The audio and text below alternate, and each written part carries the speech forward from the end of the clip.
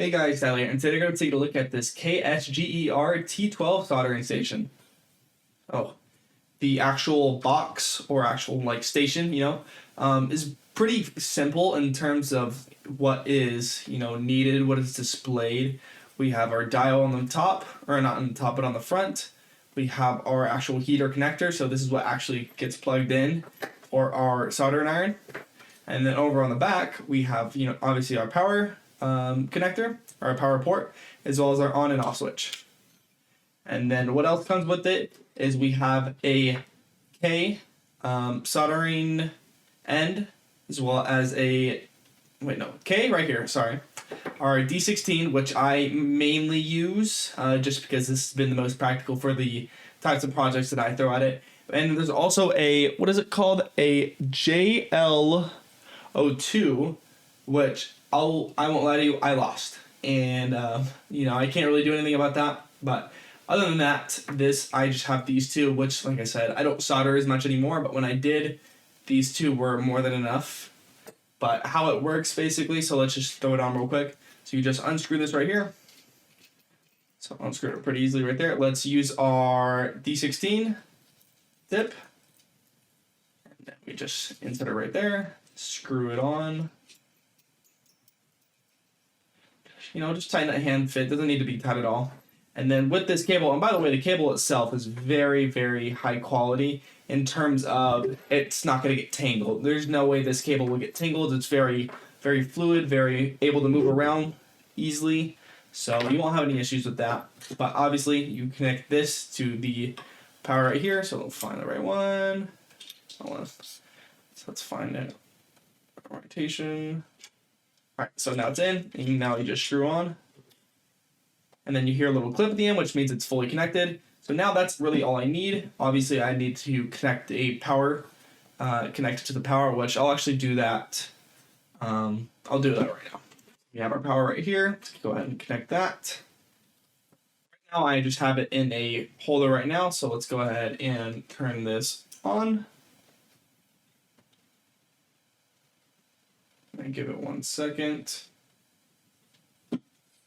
And now that display is on, and we can see right here just how fast this is heating up. It's already at, right now I have it set to 400 degrees Celsius, and now within, 5 seconds?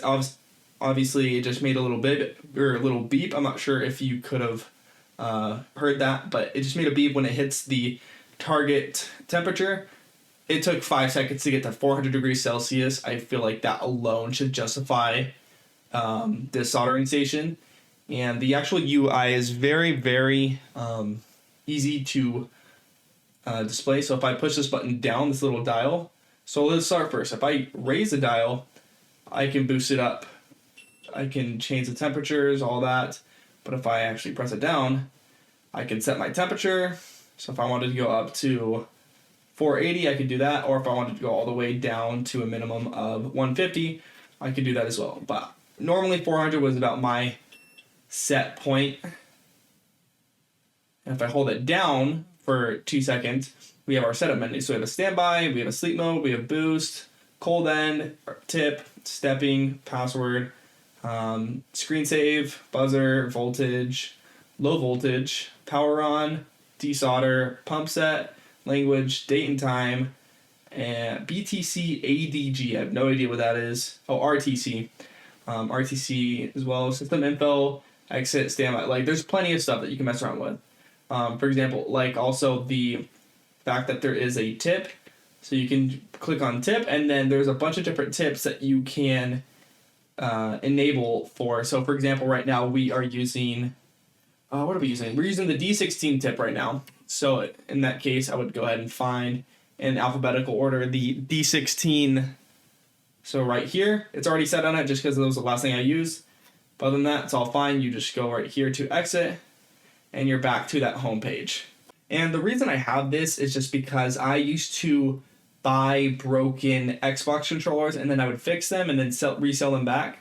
I needed the soldering kit just because it would get to the point where I would need to fully take apart pieces and desolder pieces, solder back on new like analog sticks and all that sort. And this was really my bread and butter. I originally had something like this, which was just a plug straight into the wall. This is the only power you get and whatnot. And basically, as you can see, this type of soldering iron, I could barely call a soldering iron. I mean, it came from like a $30 kit that I had bought on Amazon as well. And then it finally got to the point where I'm like, okay, I need something more consistent. I need something more powerful. I need something faster. And this one ended up ticking all my boxes.